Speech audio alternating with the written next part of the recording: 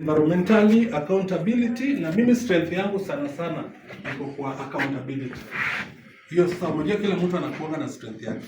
Mimi strength yangu iko kwa financial accountability, economic annual development plan, economic strategic development plan, economic budget estimate, and economic CBRO.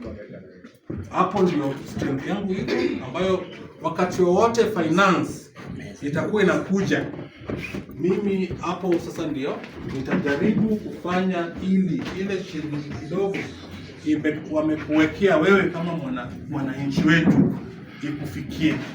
Nasema hivyo sababu kuna malpractice ya funds kutoka kwa government, sababu accountability katika gava inakuanga very low. And that's why strength yangu itafanya juu chini, health yako, education wise, food and security katika ground and grassroots level itafika to the maximum. Bado niko na commitment ya create jobs. Nitajaribu kutafuta network ya scholarship, better healthcare, nimeshasema, modern infrastructure, kulingana na vitu ziko. Tutafanya kazi na national government pamoja na county government ili anything itafanya ikuwe ina touch mwananchi wa chini.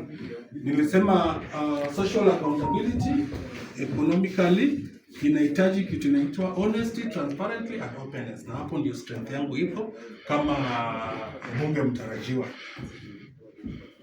Values zangu katika leadership, na value sana integrity, na value sana hiyo transparency ambayo nimwambia, service to the people.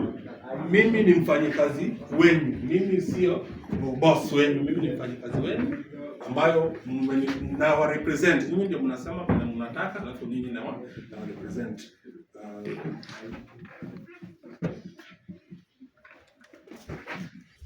So ningependa pia niite wenzangu moja kwa moja pia watoe